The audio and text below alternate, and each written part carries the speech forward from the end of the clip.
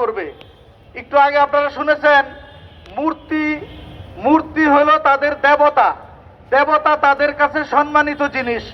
সম্মানিত জিনিস থাকবে হেফাজতে মন্দিরের ভিতরে, এটাকে রাস্তায় আনার উদ্দেশ্য কি? এটা অত্যন্ত দুর্বিসন্ধিমূলক।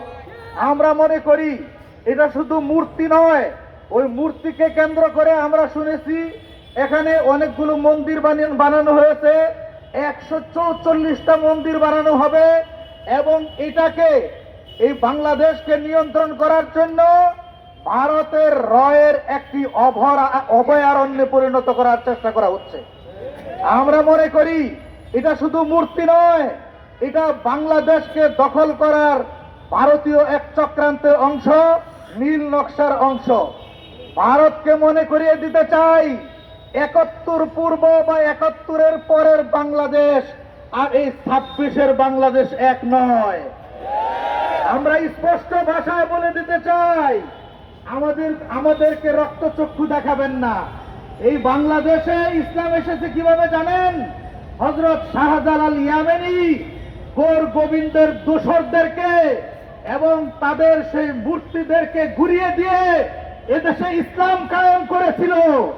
আমরা সেই ইসলামকে রক্ষা করার জন্য জান দিতে প্রস্তুত আছি ইনশাআল্লাহ।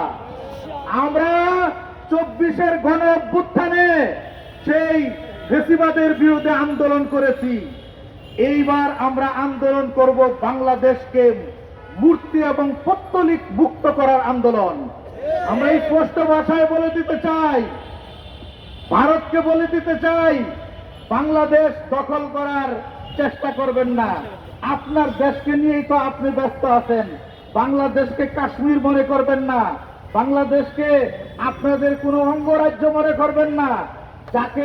যাদেরকে দিয়ে বাংলাদেশ শাসন করতেন এরা তো এখন আপনাদের দেশে আছে, এখন আবার চাইতেছে বাংলাদেশে এই মূর্তি নির্মাণ করার মাধ্যমে অশান্তি সৃষ্টি করবার জন্য।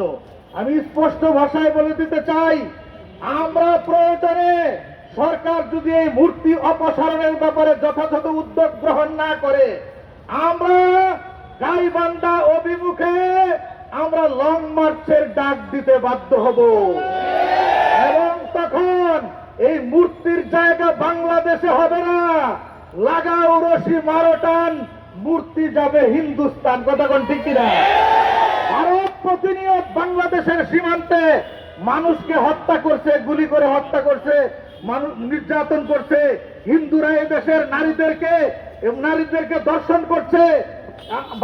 বাংলাদেশকে অকার্যকর করার জন্য চেষ্টা করে যাচ্ছে। আমরা স্পষ্ট ভাষায় বলে দিতে চাই, প্রয়োজনে আমরা এই মূর্তিকে ভারতে পুশ ইন করে দেব, কোনো অসুবিধা হবে না ইনশাআল্লাহ।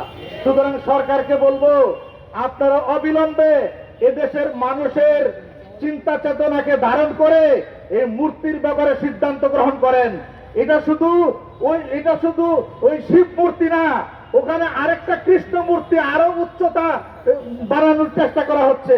আমরা শুনেছি টাঙ্গাইলে মূর্তি বানানো হচ্ছে। এভাবে বাংলাদেশের বিভিন্ন জায়গায় মূর্তি বানিয়ে বাংলাদেশকে অশান্ত করার, অস্থিতিশীল করার সকল চক্রান্ত রুখে দেওয়া হবে ইনশাআল্লাহ।